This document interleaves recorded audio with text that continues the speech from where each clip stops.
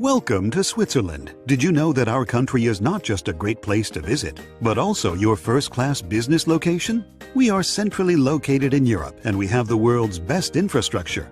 Oh, and the train is always on time, so let's take a journey. Did you know that Switzerland has 4 official languages? Ja? No? Forse? Welche dir? Don't worry, we also have excellent English skills. However, we don't spend all day chatting. We love to work. In 2012, we could have voted for longer holidays, and we voted against them. It's crazy, isn't it? But we're not crazy. Our economy and government are among the world's most stable. That, combined with our outstanding talent pool and a deregulated labor market, makes Switzerland the most innovative and competitive nation in the world. Our Swiss dual education system provides an excellent mix of both vocational education and apprenticeships. Now let's take a look at industry. Maybe Germany, the United States, and China are well known for their industrial output. But did you know that Swiss industrial production per capita beats all of them? Sorry, guys. Our country is small, but hey, 3 Swiss companies are among the global top 20 most valuable companies. Furthermore, we offer the best quality of life. That's why 3 Swiss cities are among the world's best for the highest quality of living. In addition, Switzerland is one of the happiest nations on the globe. Perhaps because we eat on average 12 kilograms of chocolate per year? Switzerland is the best location for innovation, has stable political, economic, and financial conditions, has the highest living standard, and welcomes your business. So tell us now, when will you invest in Switzerland? Switzerland Global Enterprise, enabling new business. Find out more at s-ge.com.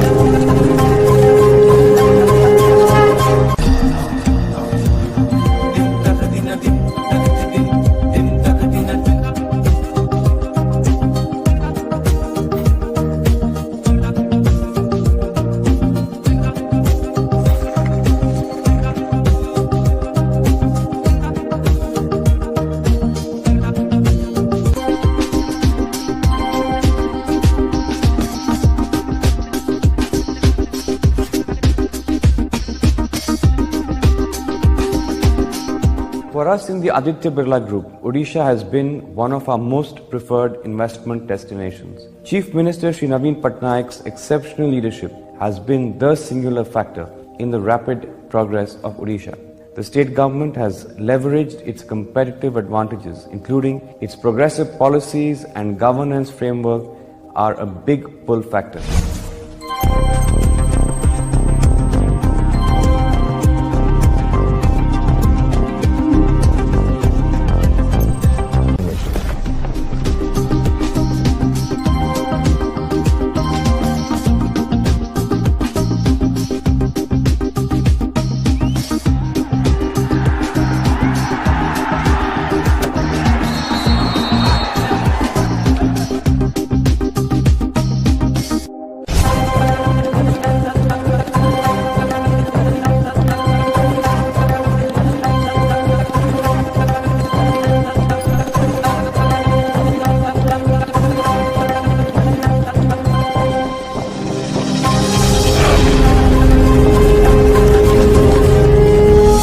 I welcome you to Odisha. Come, join the juggernaut.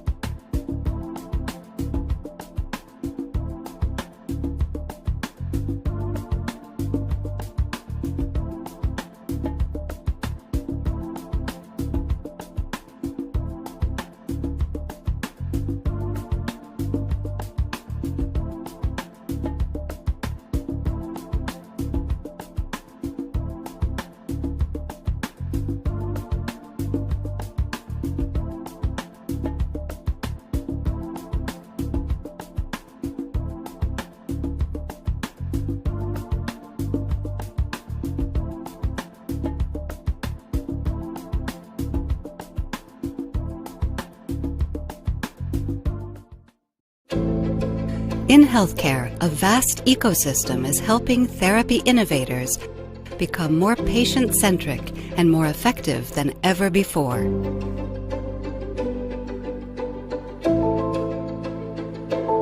Cytiva supports researchers, biopharma, and clinicians in the pursuit of more targeted treatments. In discovery, speed and accuracy are everything. The faster and smarter researchers can work, the more patients benefit. To ensure that new, more targeted therapies become reality, we're equipping biomanufacturers with the tools and expertise they need to produce cost-effectively and quickly. How can tens of thousands of individualized patient doses be manufactured quickly, efficiently, and securely?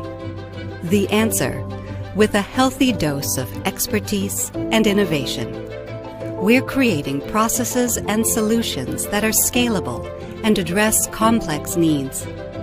We work to deliver diagnostic tools and other technologies to bring the right therapy to the right patient at the right time, so that life-saving medicines come within the reach of more people and could save more lives. Cell culture, protein purification, biomarker imaging, and analysis. It may not be what most think about when envisioning the future of healthcare, but this is what we do. Our part in changing the world. Advancing and accelerating. Discovery, manufacturing, diagnostics, future therapeutics.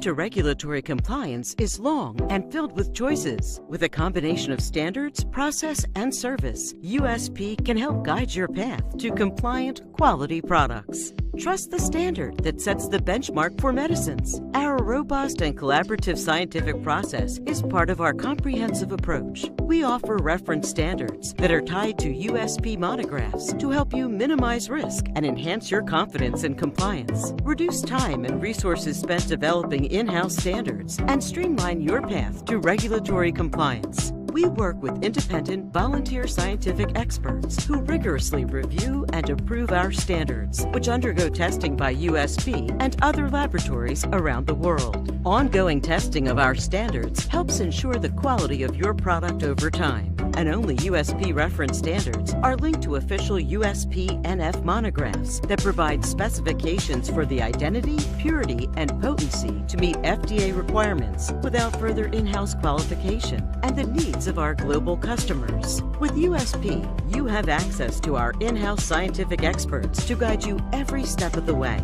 In addition to our best-in-class USP reference standards, we offer training, education, and other services. Our online resources help smooth your path to regulatory compliance. Our standards provide precise testing and validation guidelines, as well as reference samples for testing. Drugs can be made consistently every time.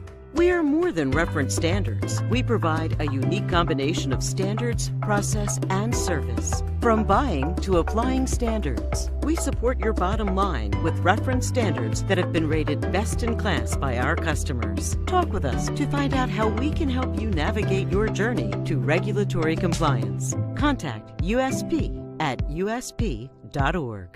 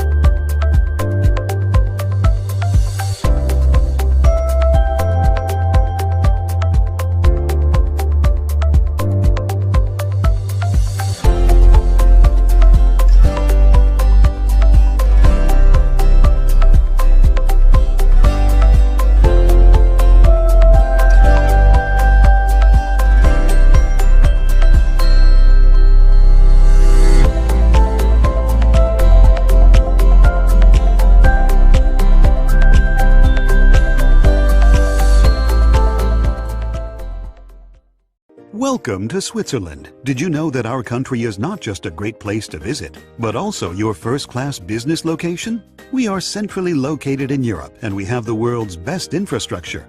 Oh, and the train is always on time, so let's take a journey. Did you know that Switzerland has 4 official languages? Ja? No? Forse? Decidia? Don't worry, we also have excellent English skills. However, we don't spend all day chatting. We love to work. In 2012, we could have voted for longer holidays, and we voted against them. It's crazy, isn't it? But we're not crazy. Our economy and government are among the world's most stable. That, combined with our outstanding talent pool and a deregulated labor market, makes Switzerland the most innovative and competitive nation in the world. Our Swiss dual education system provides an excellent mix of both vocational education and apprenticeships. Now let's take a look at industry. Maybe Germany, the United States, and China are well known for their industrial output. But did you know that Swiss industrial production per capita beats all of them? Sorry, guys. Our country is small, but hey, 3 Swiss companies are among the global top 20 most valuable companies. Furthermore, we offer the best quality of life. That's why 3 Swiss cities are among the world's best for the highest quality of living. In addition, Switzerland is one of the happiest nations on the globe. Perhaps because we eat on average 12 kilograms of chocolate per year? Switzerland is the best location for innovation, has stable political, economic, and financial conditions, has the highest living standard, and welcomes your business. So tell us now, when will you invest in Switzerland? Switzerland Global Enterprise, enabling new business. Find out more at s-ge.com.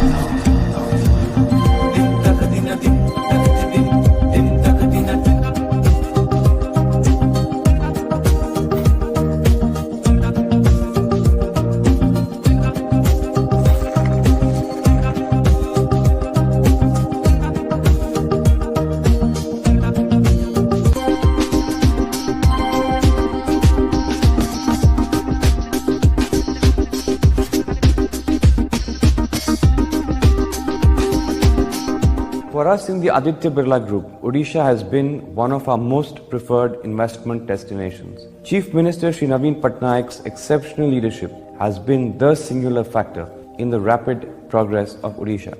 The state government has leveraged its competitive advantages, including its progressive policies and governance framework, are a big pull factor.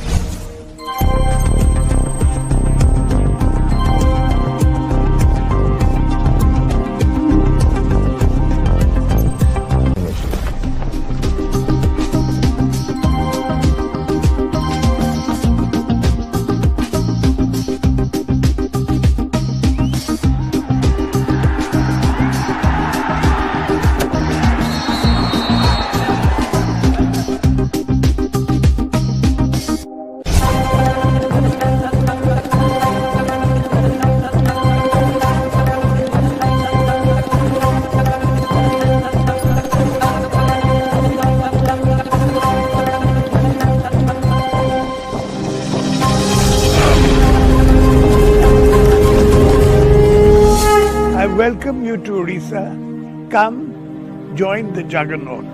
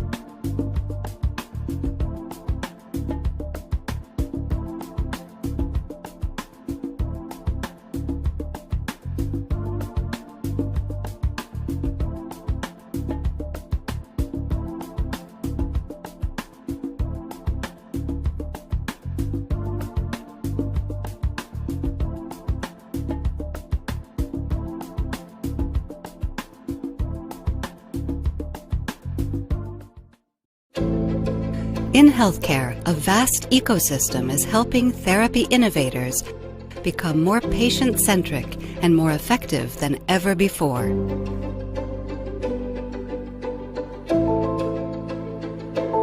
Cytiva supports researchers, biopharma, and clinicians in the pursuit of more targeted treatments. In discovery, speed and accuracy are everything. The faster and smarter researchers can work, the more patients benefit. To ensure that new, more targeted therapies become reality, we're equipping biomanufacturers with the tools and expertise they need to produce cost-effectively and quickly. How can tens of thousands of individualized patient doses be manufactured quickly, efficiently, and securely? The answer, with a healthy dose of expertise and innovation. We're creating processes and solutions that are scalable and address complex needs. We work to deliver diagnostic tools and other technologies to bring the right therapy to the right patient at the right time, so that life-saving medicines come within the reach of more people and could save more lives. Cell culture, protein purification, biomarker imaging, and analysis. It may not be what most think about when envisioning the future of healthcare, but this is what we do. Our part in changing the world. Advancing and accelerating. Discovery, manufacturing, diagnostics, future therapeutics.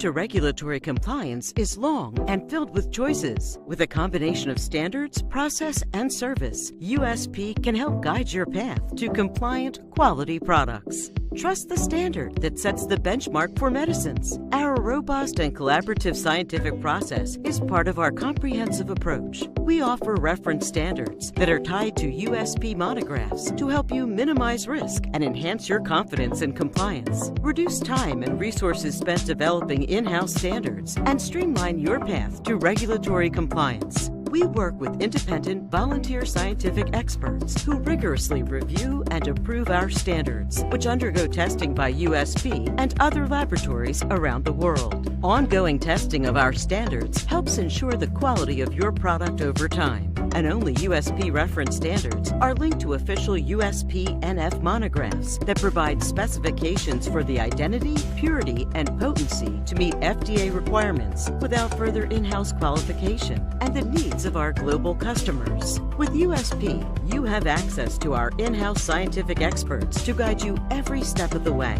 In addition to our best-in-class USP reference standards, we offer training, education, and other services. Our online resources help smooth your path to regulatory compliance. Our standards provide precise testing and validation guidelines, as well as reference samples for testing. Drugs can be made consistently every time. We are more than reference standards. We provide a unique combination of standards, process, and service. From buying to applying standards, we support your bottom line with reference standards that have been rated best in class by our customers. Talk with us to find out how we can help you navigate your journey to regulatory compliance. Contact USP at usp.org.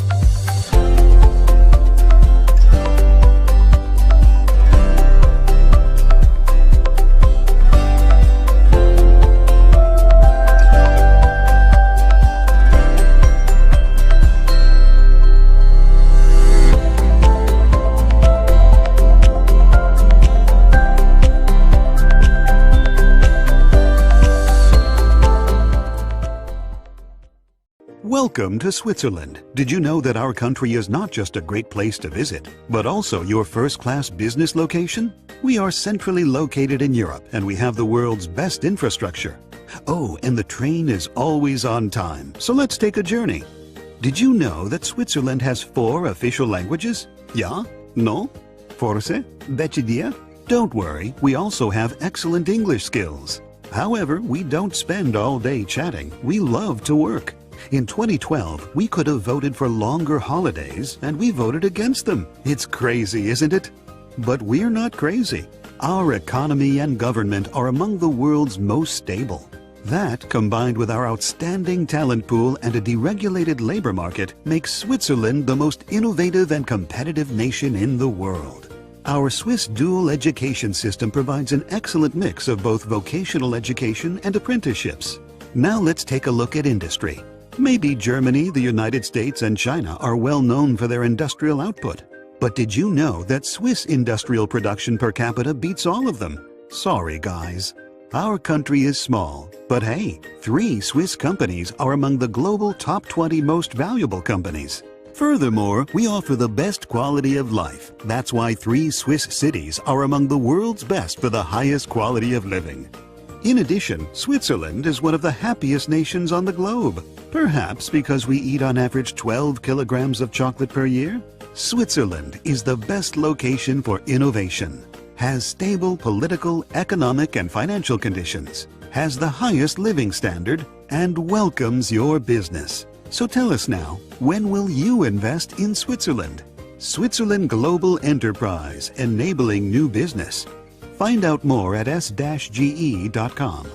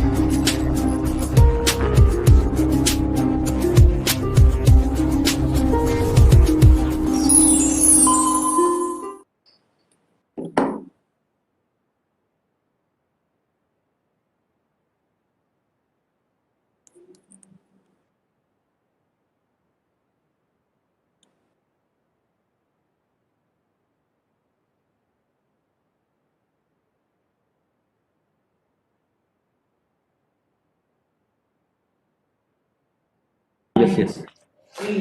Good afternoon, everyone, and a very warm welcome for this session. In a minute, we'll start the session, and we are all going on live mode now, please. Thank you.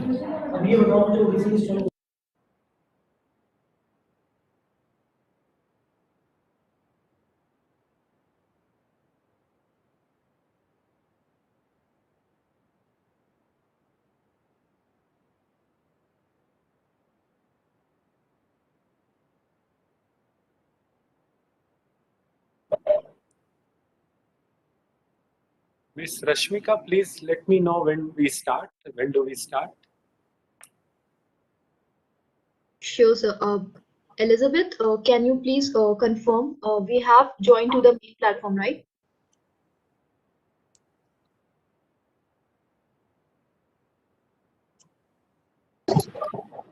I would request the IT team to please let us know. Yes, please. We have. Great. Yes, we can begin now. Good afternoon, everyone. This week has been more like a MedTech week. We have had so many marvelous sessions across several panels, blessed by policymakers and industry leaders. This is yet another marvelous panel with luminaries both from the government as well as the industry. We have our most respected Secretary, Department of Pharmaceuticals, Madam Miss Aparna.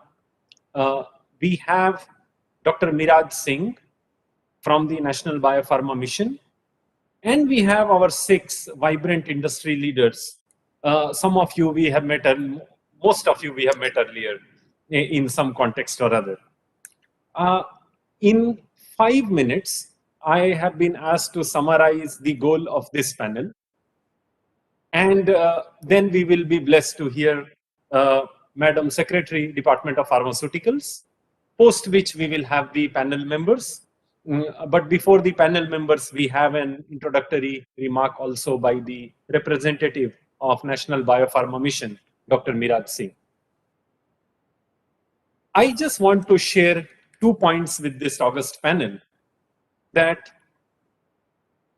in hospital administration, when we were trained at AIIMS, we were taught the input cycle of healthcare. Input cycle of healthcare is like a pie with 4 parts. Part 1, and we were clearly told where we can make a difference and where we cannot individually.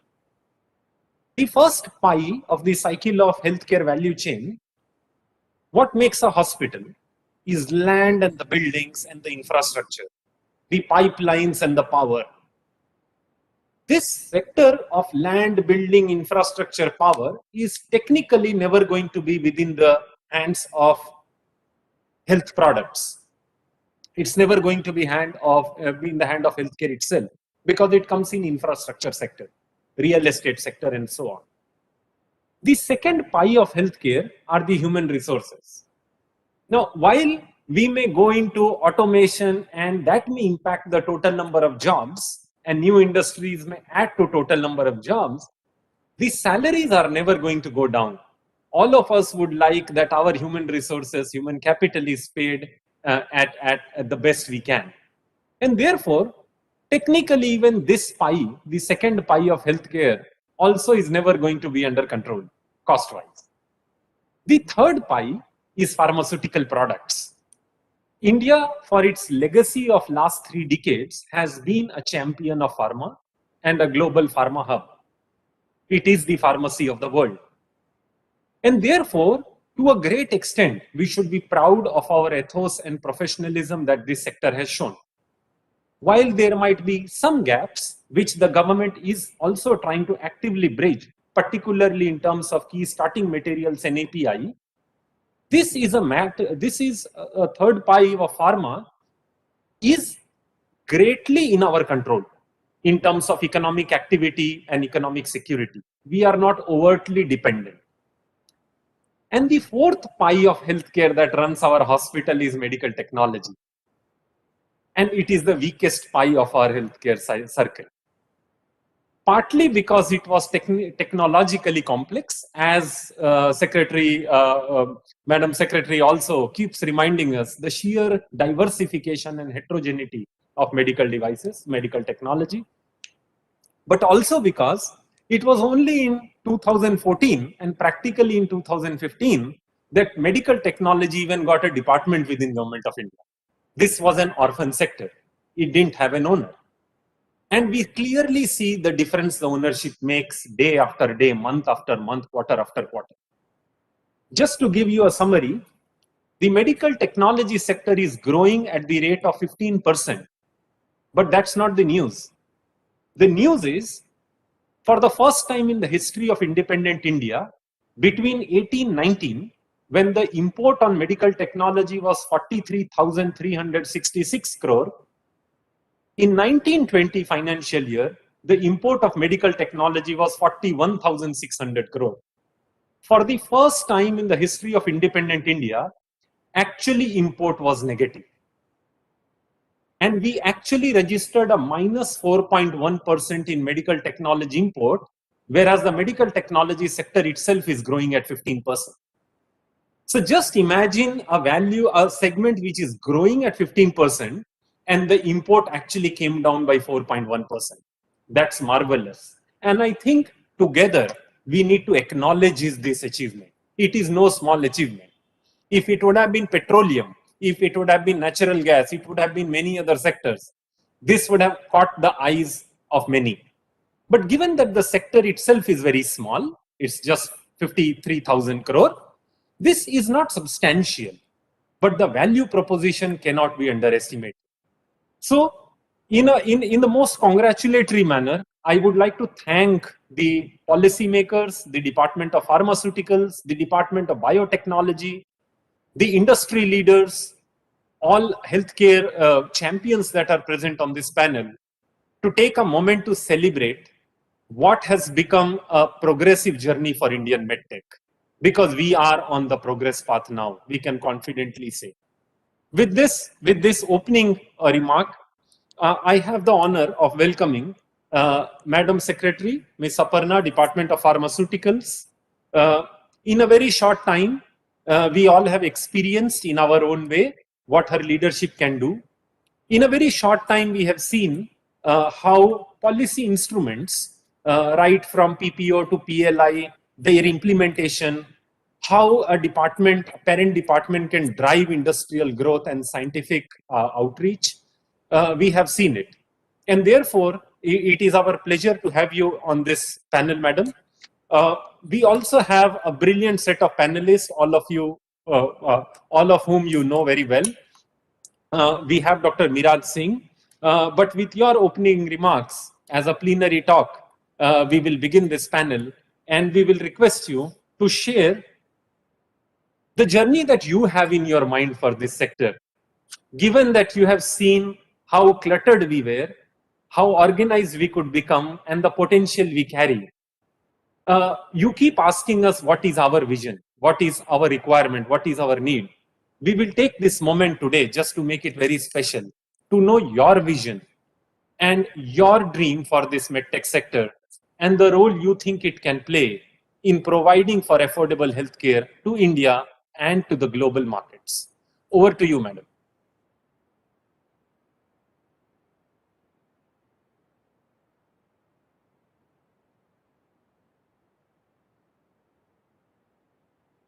You are on mute. Thank you, Dr. Jitendra Sharma. Thank you for your opening remarks, for your welcome.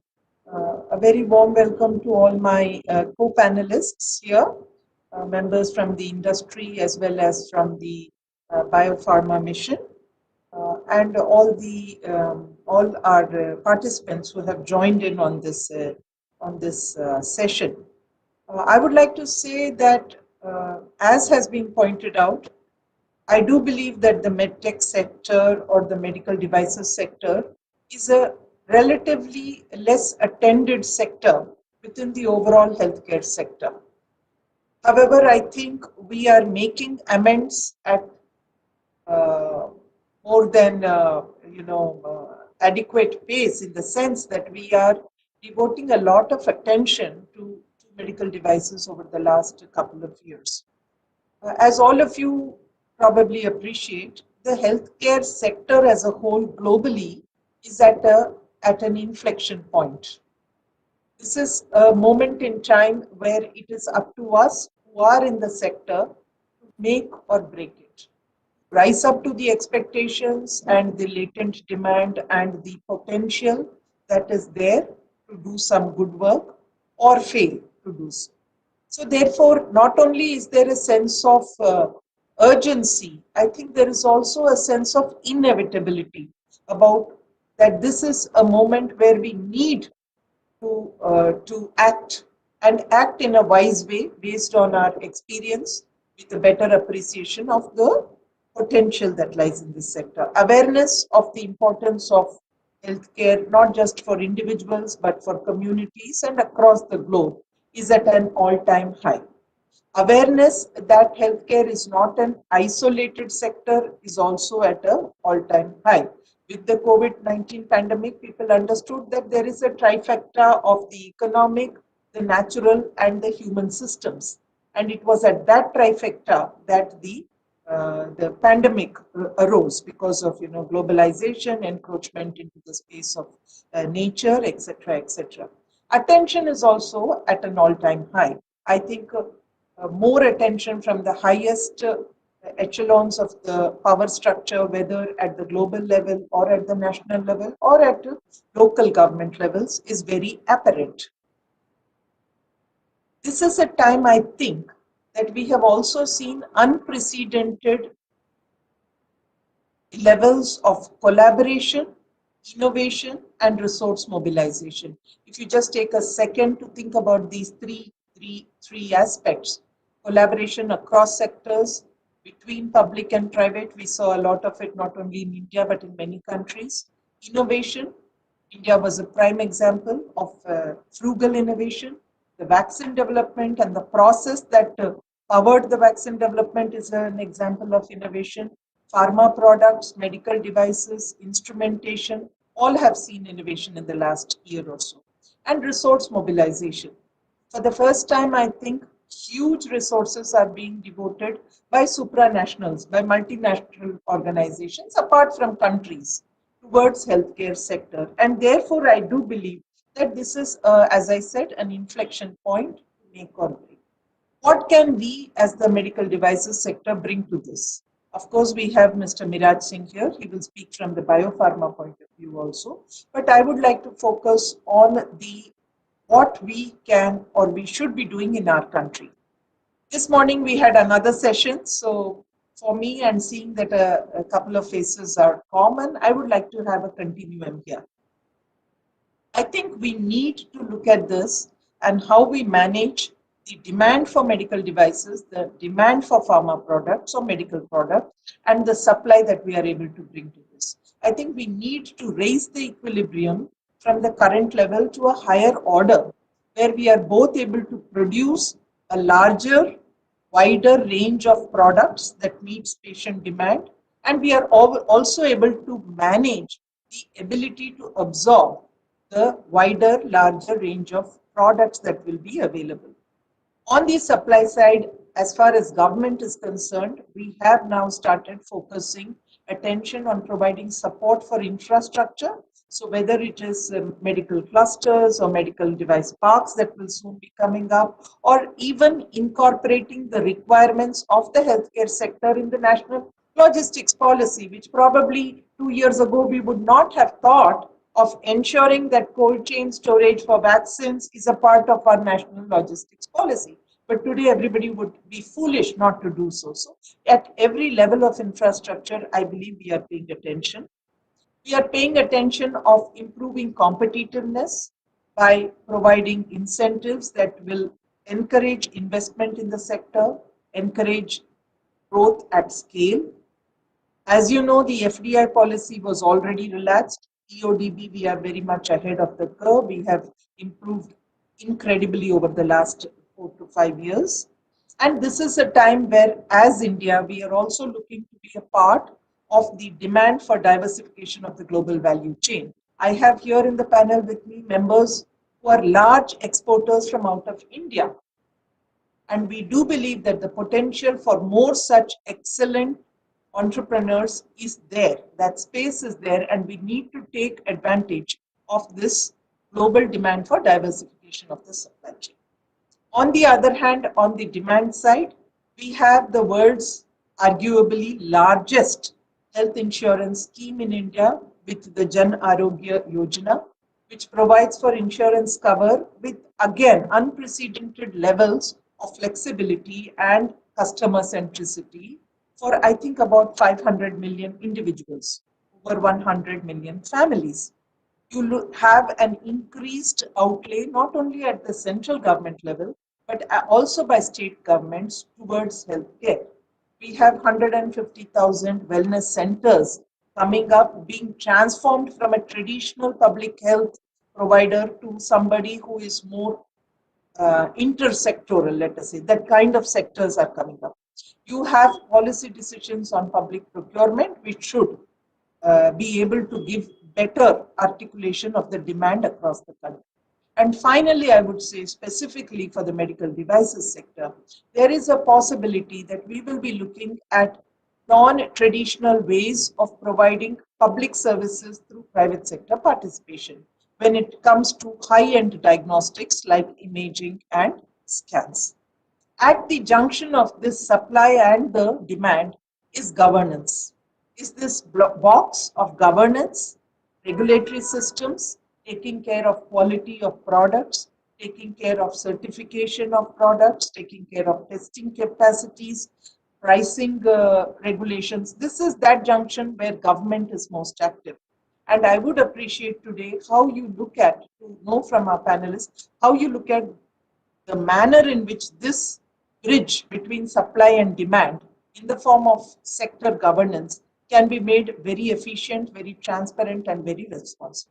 At the end, I will just say that while we talk about issues that are important to healthcare service providers and to the suppliers of medical products, I do believe we should never forget that in India, for us, access, availability, and affordability of healthcare and medical products will continue to be most important when we take policy decisions. How we are able to reconcile these goals is what I would leave for the panel to discuss. This, as Jitendra ji said, is the way I look at the sector as a whole. I believe if the sector is to reach its full potential, the talent that is in the sector is to be met, the needs of our patient population is to be met. We have to work together, not only on what is to be done, but more importantly, how it can be done. Thank you.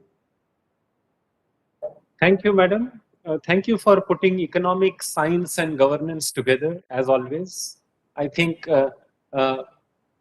sandwiching governance as the flavor and strength between the bread of economics and science, leading to complete service delivery, is the key message we always get from you. It is very reassuring always.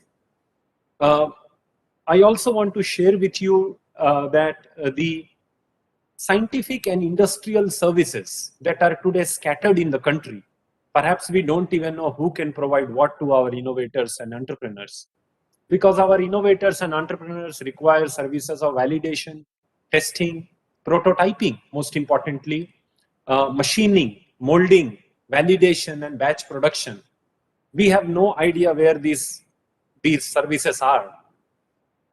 At 4 o'clock today, Honorable Minister for Science and Technology, who is also the Honorable Minister for Health, would be launching an e-marketplace called Tekola, architected by Kalam Institute of Health Technology, which is like a platform very much like Uber or Swiggy, where large number of labs, government labs, private labs, public labs, commercial labs can actually register themselves for free, displaying their menu of services and costs.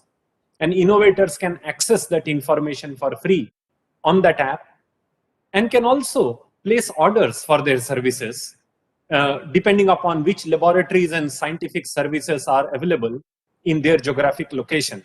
So this is an e-marketplace which will be launched in another 40-50 minutes, which would also be a huge bridge between science and industry. with that information and taking good wishes of all of you, I invite Dr. Miraj Singh, the program manager for National Biopharma Mission. National Biopharma Mission has been a huge catalyst in last 3 years. It's an offshoot of BIRAC, which has kept the flag of medtech high in India for over a decade now. And National Biopharma Mission has done incremental progress and provided substantial support to large number of projects in the country, including that were executed during COVID. So thanking Madam Secretary, I invite Dr. Miraj Singh for his plenary talk. Thank you very much, Dr. Sharma. Very good afternoon to all the panelists and all the participants who are watching this session. Might have to speak up. A little louder. A little louder, if you may, please. Yeah. Thank you. Thank you. Okay. Thank you, Dr.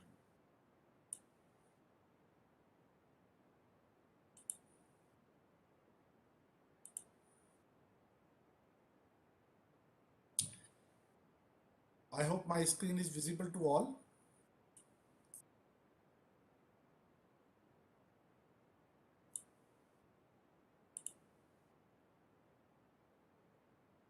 So a very informative introduction by Dr. Sharma and a very important update by Madam Secretary Pharmaceuticals. In continuation to that, my focus, the focus of my talk will be on the interventions by National Biopharma Mission on the growth of biologicals in the country, as well as medical devices and diagnostics. What interventions have National Biopharma Mission done to support the overall growth of biologics and medical device and diagnostics in the country in terms of strengthening the facilities as well as developing the product portfolio in the country. So India has been a leader in small molecule generics and is a worldwide leader both in terms of volume and the value. And biologicals have emerged during the last 2 decades as one of the key, one of the very important component of the pharmaceutical industry.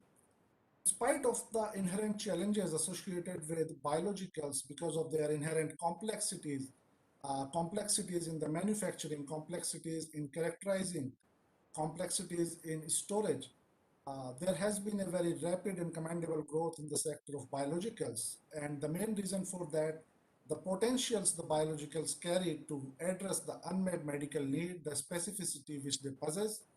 As a result of that, biologicals today have captured about 40% of the pharmaceutical market by value. And there is not a single disease area where biologicals have not registered their presence, especially in immunosuppressants, autoimmune disorders, oncology.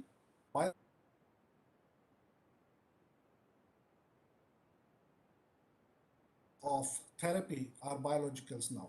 Talking about the Indian perspective, since the launch of the first biosimilar, India is one of the first country which has launched the biosimilars in the country way back in early 2000.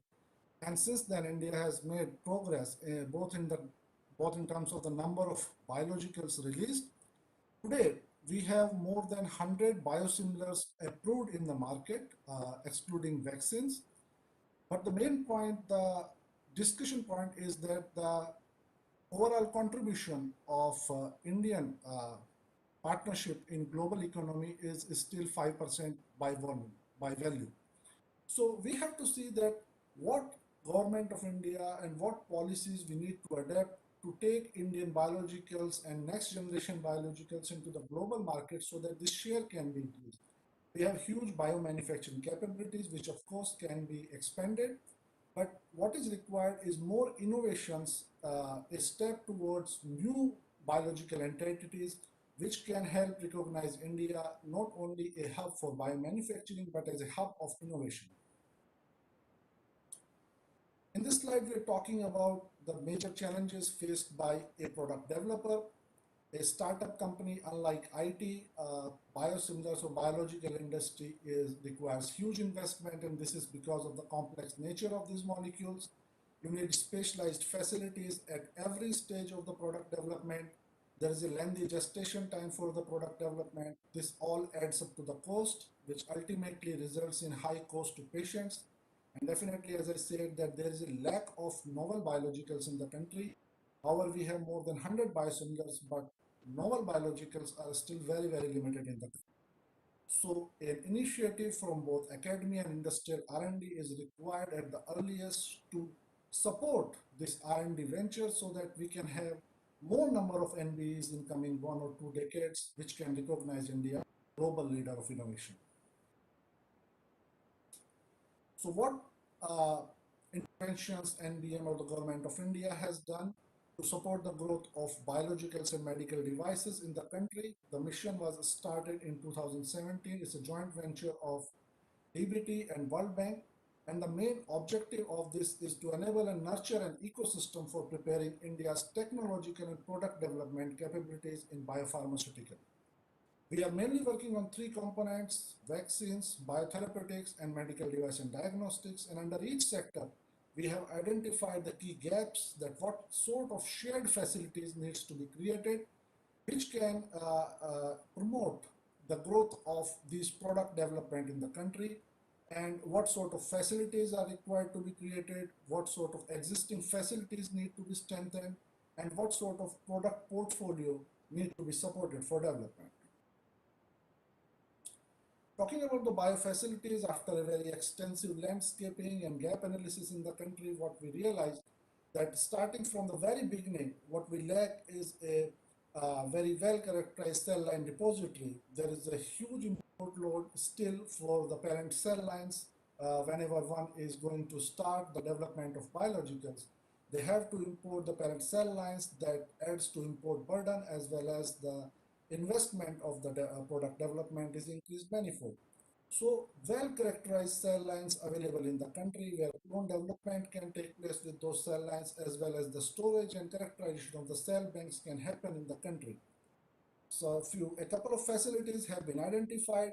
These are the government facilities which have been augmented to the level of international standards, as well as going to the next stage of product development. Whether you are from academia or you are from startup or SMEs, you need access to a facility where you can scale up your technology and can manufacture clinical trial material under CGMP conditions. An integrated approach towards the process development and CGMP facilities have been adopted, and now the NBM has supported 3 facilities on shared basis, where startups and SMEs can get access and they can have their products well characterized, can take it to the next step. Similarly, the country, we realize that country lacks the enough number of GLP compliant characterization facilities, because biologicals are inherently complex molecules. So you need to have a very comprehensive characterization of these molecules with state-of-the-art instrumentation. We have established these facilities in private as well as public sector. In the vaccine space also, the specialized facility needed for immunogenicity studies of the vaccines, the facilities at Isha Pune and KIMS Bangalore have contributed significantly towards the development of COVID-19 vaccines also. NBM has always a vision for supporting the technological platforms, the next generation biopharmaceuticals, and gene therapy and cell therapy are one of the areas which are upcoming areas in biologicals development. The facilities required for the development of CAR-T therapy, especially the viral vector manufacturing facilities and the CGMP facilities for T-cell transduction and expansion, are also supported under these facilities. So product developers who are looking to develop products in this particular niche areas, they have accessible facilities available in the country. When we talking about the product development, without having a very comprehensive clinical trial conducted in the country, the product development pipeline is not complete. And under the NBM, we have actually promoted the public and private partnership between the hospitals to establish a clinical trial network, which can support the clinical trials in various different disease areas. And all these clinical trial facilities have GCP compliance at the sites, and that will also support the development of CT protocols for the site. This slide just mentions the overall ecosystem strengthening. not only vaccines and biosimilars, but for medical device also, as Dr. Sharma mentioned, that prototyping facilities of different natures, EMI, EMC facilities, large animal testing facilities have also been supported in the NBM. Clinical trial networks, we have now 5 hospital-based city networks and 11 field sites contributing towards COVID-19 vaccine developments and other disease areas.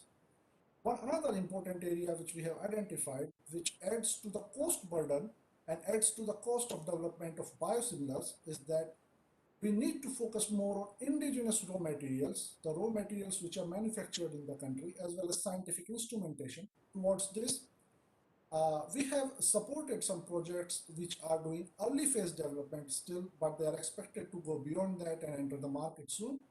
Raw materials which are required in biomanufacturing, such as media, the resins required for protein purification, large-scale purification, and bioreactors, single-use bioreactors, which are so far not available in the country, not manufactured by indigenous manufacturers. So initiatives towards the indigenization of these key technologies have also been taken in the National Biopharma Mission.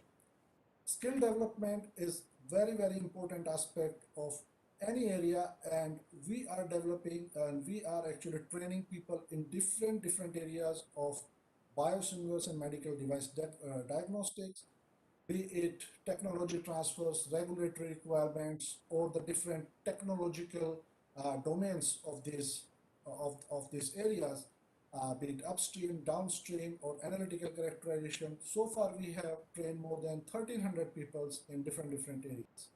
We are also supporting technology transfer offices. Technologies developed and to be transferred to industries are supported by these technology transfer offices.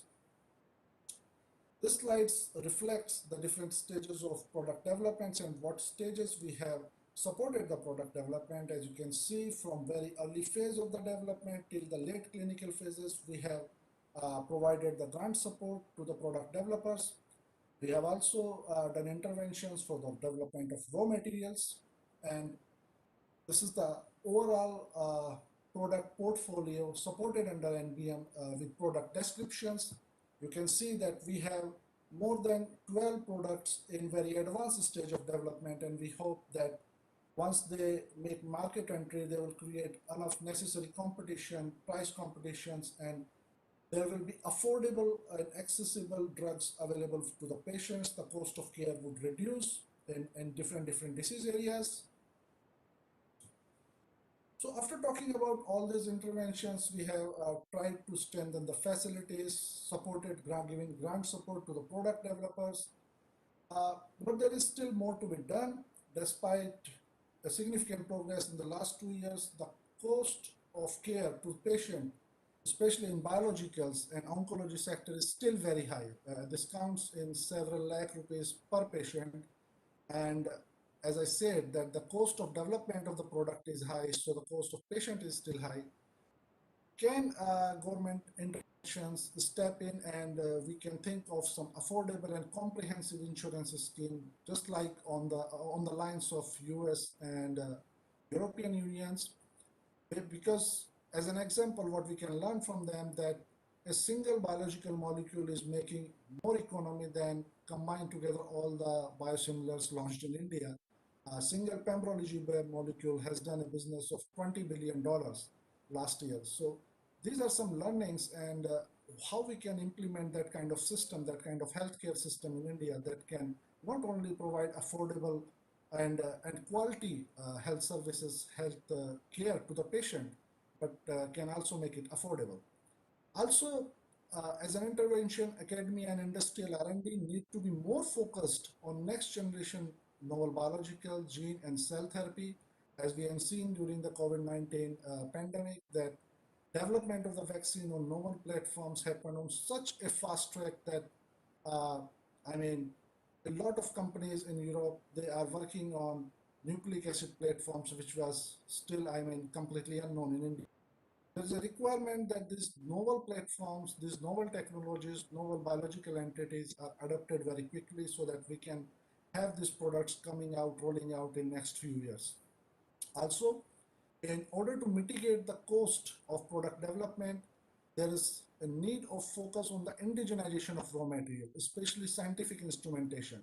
there is a huge burden on scientific instrumentation, as Dr. Sharma mentioned that like for medical devices, there was a huge import load on medical devices, but we have reduced that significantly. Similarly, for scientific instrumentation, very few scientific instruments used in biosimilar manufacturing are being manufactured in India. So this is one key area where grant support to the startups and SMEs to develop the scientific instrumentation can give us good fruits in coming years.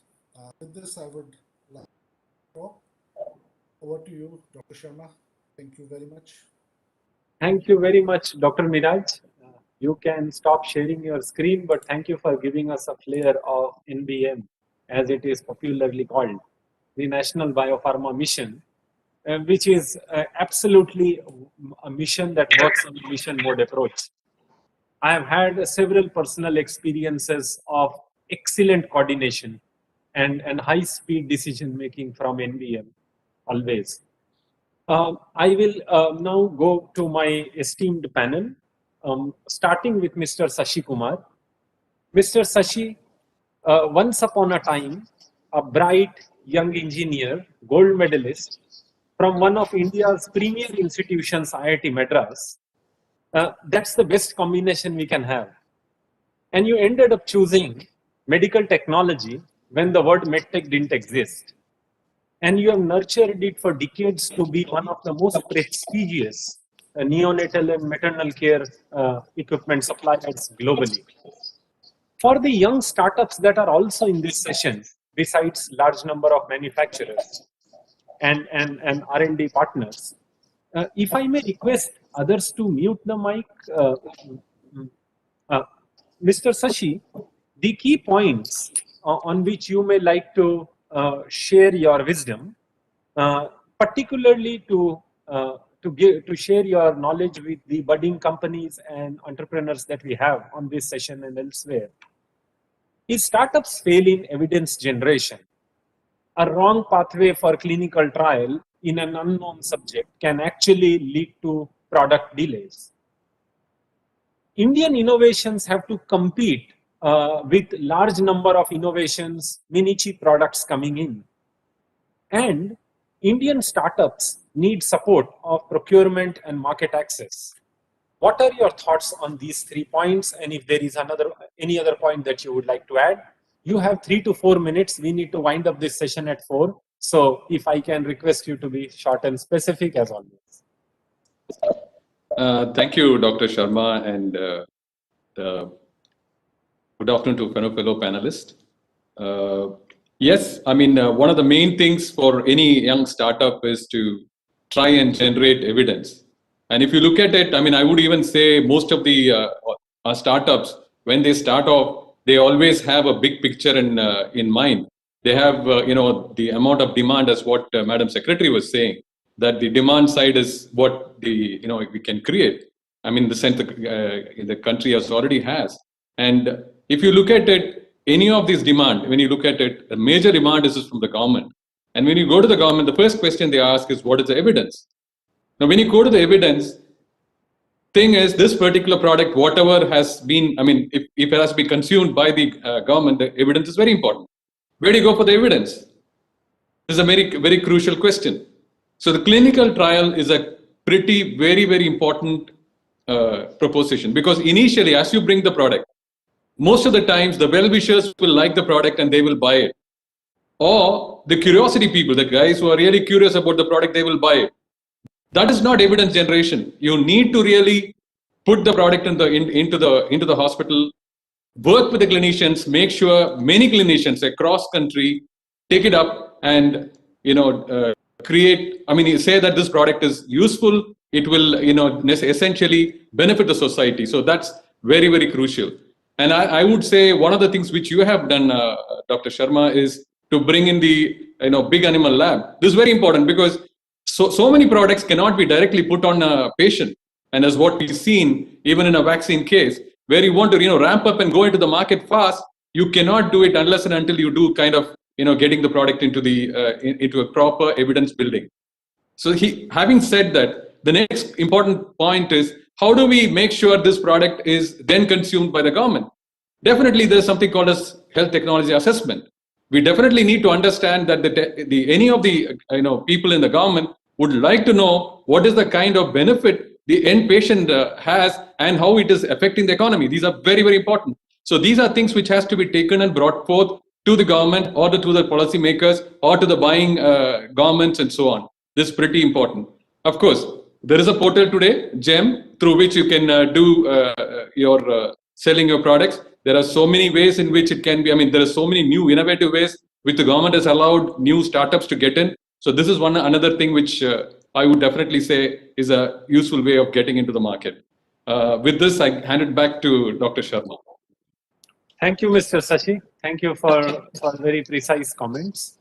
I go to our master blaster, Mr. Rajiv Nath, for the next round of batting. Mr. Nath, we hear a lot of policy inputs and technicalities from you, particularly with respect to medtech business. But you are yourself a very successful entrepreneur and run a very successful enterprise. What advice do you have for entrepreneurs to set up distribution networks that are internationally competitive, that can intersect the markets where Indian-made products needs to go? And do you have any advice on licensing pathways that the government can introduce to enable young entrepreneurs cut short the time which usually takes years? Over to you, Mr. Nath. Thank you, Dr. Sharma. And incidentally, it'll be interesting for the viewers and the panelists to know that Mr. Sashi Kumar, who just spoke, was the person who introduced me to Dr. Sharma many years, a decade back in WHO Geneva meeting. Coming back to the topic over here, I'll quickly touch the policy part, where we feel that what's the topic on discussion over here, where the government can, by policy, support the entrepreneurs. So first issue is regarding the issue about promoting Indian innovation. So India has got a Design India certification scheme. This is on the lines of the Red Dot internationally or the Japan's Good Design Mark. This is available for everything, whether it's a scooter or a furniture or a medical device. And entrepreneurs should be seeking that. And when they do get it, we would request that the government should be having a preferential pricing of giving, say, for example, a 3% price advantage available in government tenders, available to such manufacturers who have got Design India certification on what they've bid for. This will promote innovation, it will promote indigenization. The second area where we would feel that the policy makers can definitely help the entrepreneurs is in the area of creating templates of agreements. So when a manufacturer wants to sublicense a technology on an e-platform like Dr. Sharma was mentioning will be launched shortly, or from a BIRAC-led institute, they are not aware as to what are the nitty-gritties of a legal commercial agreement and they can't afford lawyers. It will be nice for them to have a template by which they can work on in terms of negotiating with an academic institution or with the industry body over there, which will help them to conclude the agreements rapidly. The third area is now coming back to the meat of the points which Dr. Sharma mentioned and it desired from me. So the most important part and the biggest stumbling block for any entrepreneur and a startup is how does he market the product that he's made? Now, most people tend to think that what I'm making with my doctor friend or my engineer friend is something that is going to be a great success. Like Mr. Sashi mentioned, clinical evaluation and STAs are important to measure that thought was valid or not valid. Many times you think it's a good idea, but the doctors or the market may not think it's a good idea. So that validation is very important. So once you have that in place, the second part is to have a marketing plan. What kind of organization and budget do you have for marketing? Can you do it by yourself or do you want to subcontract the whole marketing exercise by latching on to a larger organization who will do the marketing for you. So you work as a back office, as a subcontractor. You have the design control, you have the technology control, you have got the complete product quality control. But then you are giving the product to somebody who may market the product for you, somebody like TransAsia or somebody like HMD or somebody like Tributron, for example. That comes the marketing part. So again, marketing agreement templates will be branding will be a weaker brand. If it's a consumer product, then the branding should be a stronger brand. Then the marketing plan and the marketing expense will also change, because then you have to promote that with the help of publicity and then by advertisement. Now people think you need a lot of money for advertisement, but good products normally need basically publicity to enter the market. You do get advertisements to sustain what you got success in the market. So advertisement comes later on. You don't need to burn the money straight away. The other area is very critical is in pricing. Most entrepreneurs, in their zeal to succeed in the market and trying to be competitive, they say something is coming at imported. Now, mine is better design. It's got so and so clinical advantages. I've proven by a clinical evaluation study. I've proven by an HTA. Mine is a definitely superior product, but by my cost, I can make it at 1/3 the price. If something is coming at $10,000, I can give it at $3,000 in India. And you jump it the market and you start promoting it straight away to the hospitals at $3,000. Now, the buyer needs credit. Do you have the money for the credit? Is that built into the pricing? Tomorrow you are not able to service every hospital directly. So you need to have a distributor to market the product and for the various parts of the country. So somebody has to stock the product for you and then give it to the hospital and provide the credit. So have you provided for that discount in that pricing facility or not? If you've not provided a discounting in that, it'll be very difficult for you to rearrange the pricing. So distribution, discounting again is very important. Distribution again, whether you want to have a master distributor for the whole country, a distributor for a zone, a distributor for the region, a distributor for a city, or you want to have a dealer network or an open network where any dealer can buy from the distributor or any dealer can buy from you. So depending upon the product or the market outreach, you have to decide your distribution policy and the discount policy alongside. The next part along comes franchising, and it also comes regarding licensing over here. So you may want to sometimes just focus on the technological part and then let somebody like TransAsia or somebody like HMD or Tributron do the complete manufacturing and then go for the marketing. Then you're just happy to get a 3% or 5% royalty, and that will keep you sustained. So there are various models and business models which you can go for. One should not try to be everything. Thank you. Thank you, Mr. Nath. And I realize that just like we take so many of your inputs and suggestions in policy making, we must also tap into your wisdom for the benefit of our budding businesses and enterprises. Very useful. My next guest is Mr. Madan Krishnan, Vice President Medtronic, a thought leader in medtech in India. And the question to you, Mr. Madan, and the point we would like to hear from you is that health technology assessment, while it exists in India, and since 2012 when we started it for the first time, it has not got integrated into approvals of medical devices, particularly in health programs. Where do you see, and this is not the case in the countries that have shown great advances in medtech, what do you foresee as a pathway to integrate HTA into HT, health technology assessment into health technology? Please share your thoughts. Yep. Thank you, Dr. Sharma. Pleasure to be here. So I think the most important thing, as far as I look at the medical technology industry, is that even compared to pharma, it's an industry which is more curative in nature than palliative in a big way. And the biggest advantage, as I see, is it's an accelerator to the economy, not just the jobs, not just the financial contribution of taxes and all. It's the greatest accelerator to an economy, that too like India.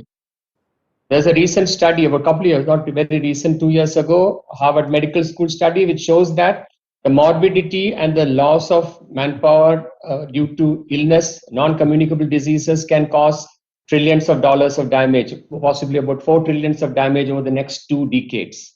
So there is a very clear case in point on how do we articulate the outcome.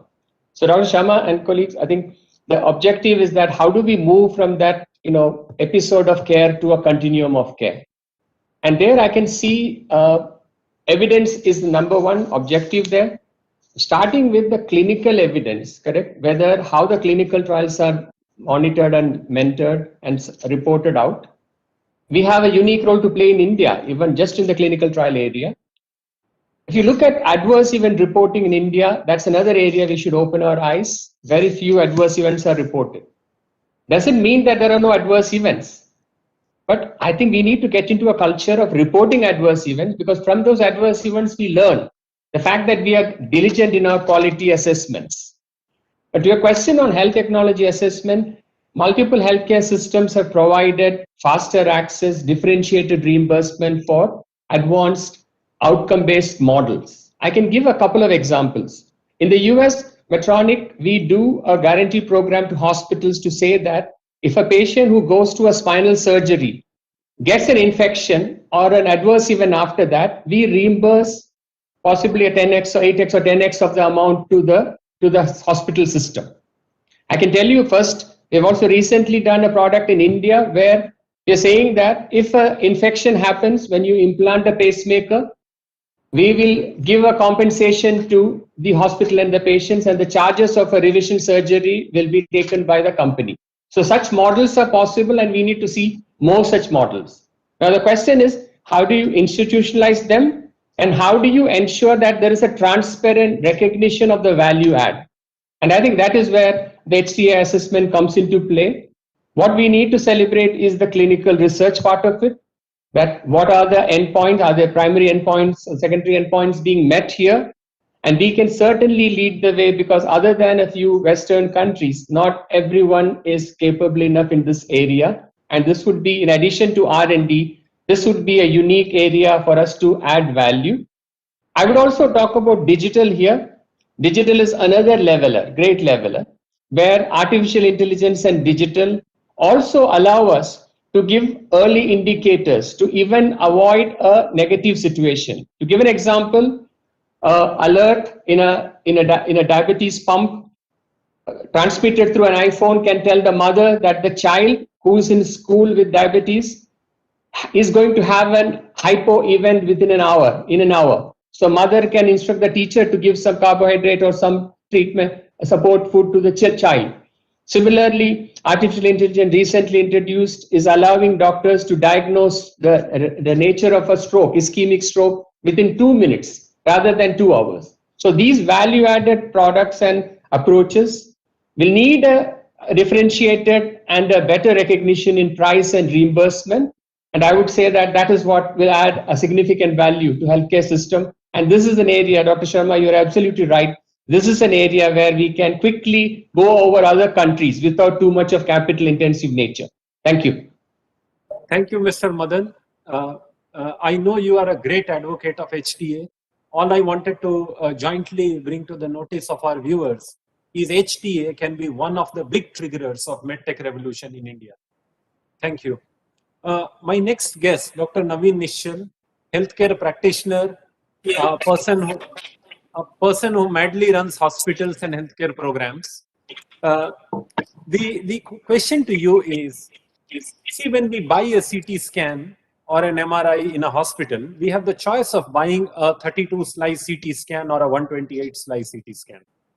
We have a choice of buying 0.3 Tesla MRI or 1.5 Tesla MRI.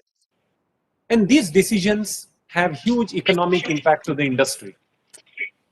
In Ayushman Bharat, and keeping in mind the quality and safety of care, how do we make technology choices? What should be the key drivers? And while I request Mr. Naveen to respond, I'll request other guests to mute their mics. Thank you very much, Dr. Sharma. Thank you very much for having me here. I think it's been more than 2 years now so far. So many patients treated, so many lives saved with Ayushman Bharat, and undoubtedly this scheme has been the biggest savior and created a huge impact. I will tell you with my experience, I mean, while I was running my hospitals in tier 2 and tier 3 cities, how I made my decisions of buying machines. During my Cygnus journey, I thought of running hospitals in tier 2 and tier 3 cities. And the idea was that these are the places where we don't have tertiary care or high secondary care services available. So while buying CT scan or while buying, ultrasound machine, because we believe in a asset light model, or we don't spend much on equipment, and at the same time we want to take care of quality also.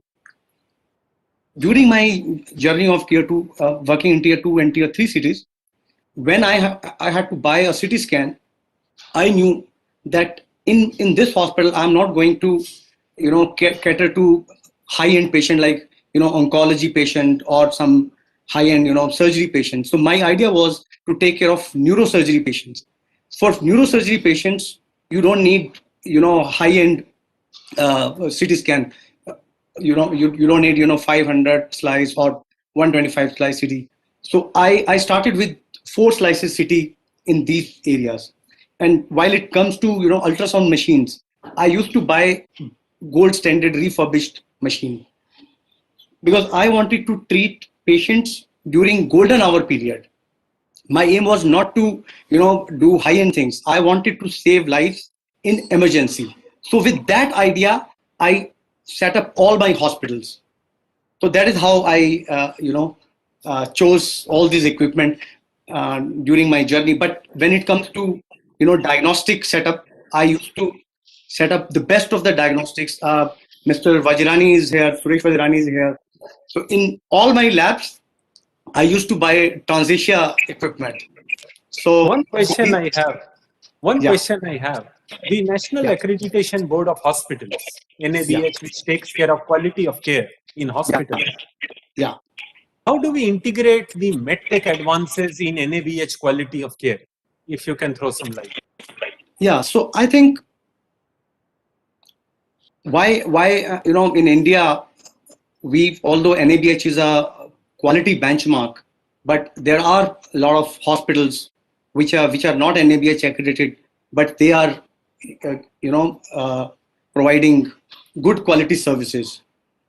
I mean, when you are setting up a lab or a diagnostic or a therapeutic facility, you go to all these companies and get best of the equipment. And whenever NABH team visits your hospital, so whenever they see better equipment, they immediately they give you a kind of an accreditation. If from AMTZ, and if you can talk to NABH guy that whatever indigenous equipment we are making, so they are at par.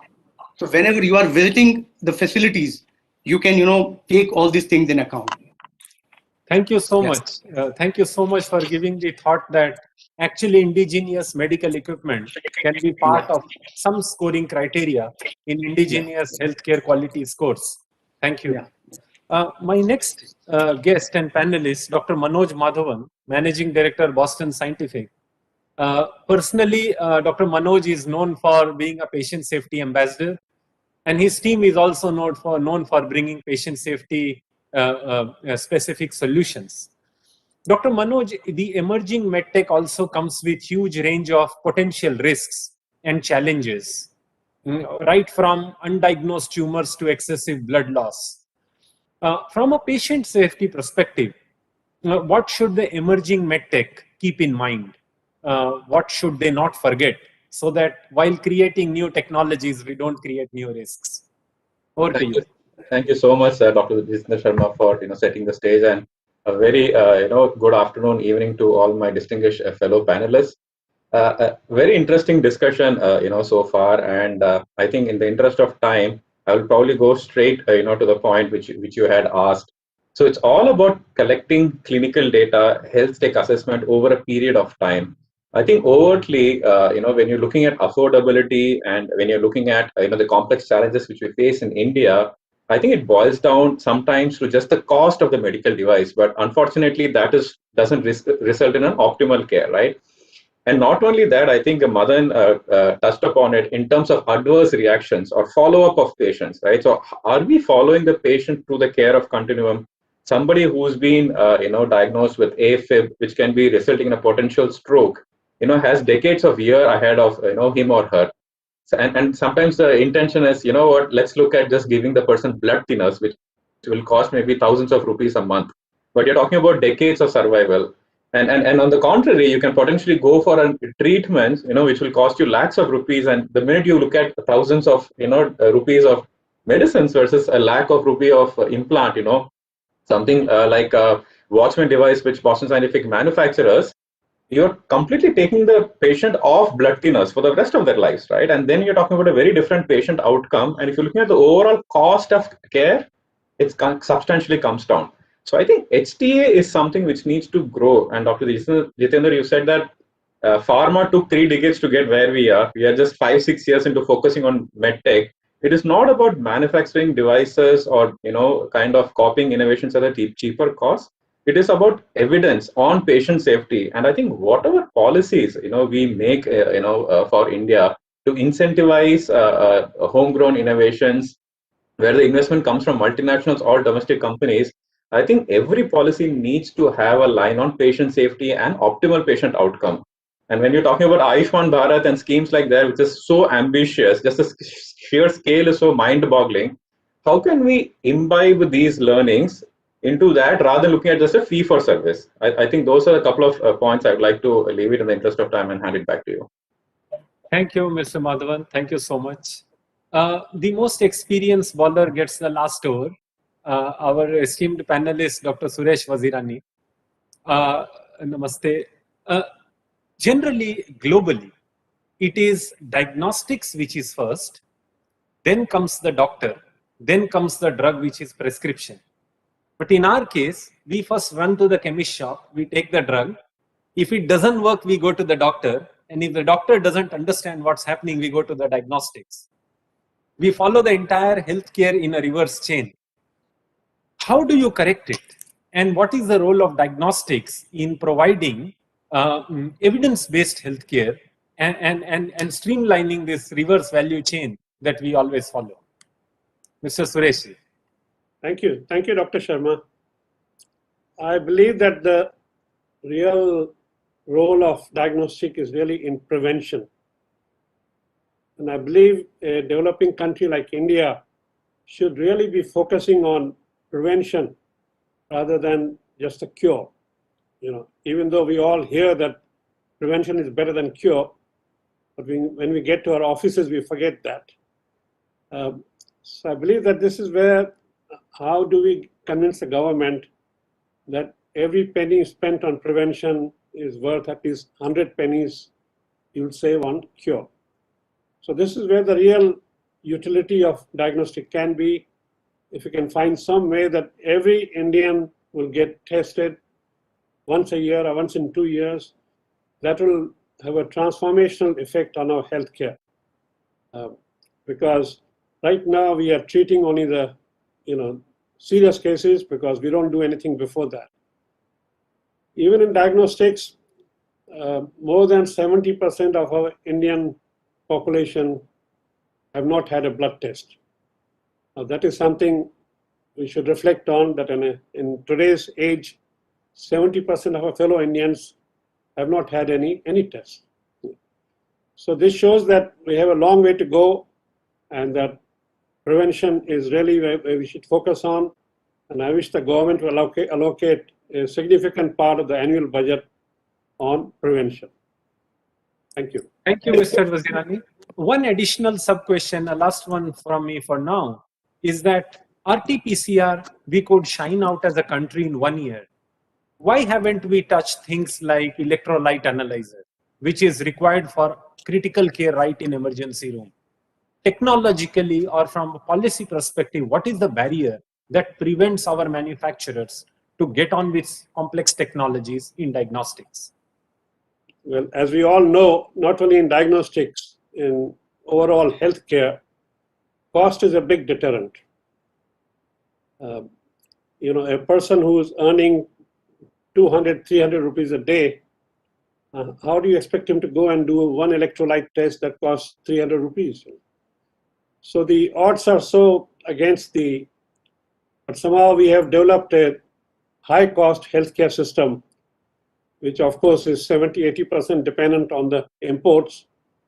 So while there's a reason for it, but there's no justification why we cannot have a more affordable healthcare. If a patient can do a electrolyte in 30 rupees, I'm sure that everybody can benefit from it. So it comes down to the affordability, and affordability comes down to Atmanirbhar Bharat. These two are connected issues. So it's not just a question of, it's not an option for India to have Atmanirbhar or not. I think it is a real necessity. And until we do that, we can never provide proper healthcare to our 130 crore people. Thank you for connecting service delivery to industrial promotion. And I think you repeated what Madam Secretary also mentioned in the beginning, the inevitability of medtech of rising to the occasion. Thank you. If Madam Secretary is there, I will request her for one closing remark. If she is occupied in other meetings, I will request Dr. Aarti from Vairak to propose a vote of thanks. I am very much here. I am honored. Very much here. Ma'am, couple of closing remarks from you before yeah, because Dr. I was Aarti. listening to the, yes, I may like to say that first of all, I got to hear some of the new ideas this time, especially regarding, and I must say that Dr. Sharma, your segues from one speaker to the other were also very, very interesting. Apart from the cricketing analogy, I like the sequencing that you talked about just now, diagnostic, doctor, and drugs. And I believe we got some good inputs here from both the biopharma mission, which you have seen is going about the business of providing foundational strength to the pharmaceuticals industry in a very systematic manner. What you would have noticed there was the large number of institutes of repute available in the public sector also in India, which are being roped in for this. I believe there will be a lot of benefit to be reaped by stronger industry, academia, or industry research organization linkage in the day to come. So when you talked about the vision in the beginning, Dr. Sharma, I would make a plea for this August audience that we need to have a very systematic approach to industry academia linkage. It cannot be transactional or ad hoc. The second very useful input that I got from this discussion here today is regarding the way startups or entrepreneurs look at problems and where they come from. I mean, I think Dr. Naveen also spoke about this. And here, I feel there is again an opportunity for the young talent in our country and also to attract back talent into India if we are able to have a program with the help of industry as well as research organizations for developing entrepreneurs, what we call entrepreneur development programs, which include an incubation lab, a kind of entrepreneurship support or hand-holding program housed in research or institutions. And from our side, we can offer NIPER as a location where such entrepreneurship development can also be attempted, which will again, coming back to my earlier point, bring in frugal innovation to solve the problems that confront the healthcare industry. So I do think that there was a lot of value add, a lot of navinata, newness in the issues that came up today for discussion. So I thank all the panelists for that, and I thank Dr. Sharma, of course, for his wonderful guidance to the entire discussion. Thank you very much, ma'am. We are once again honored to hear you, and we look forward to another opportunity to hearing from you soon again. Dr. Aarti, I hand over the mic to you for proposing a vote of thanks to our very esteemed panelists. Thank you. So good evening, everyone. With this, we come to the end of the session. And on behalf of DBT and BARAC, I extend a very hearty vote of thanks to all the speakers of the session for this very fruitful discussion. My sincere thanks to Madam Secretary for providing insightful inputs. Ma'am, we are all inspired by your great words. I wish to express my gratitude to our expert panelists for sharing with us your valuable opinion and showing us the way forward. I would also like to thank Dr. Sharma for moderating the session. Thank you all for being with us this evening. It's been a great pleasure. Thank you very much. Thank you.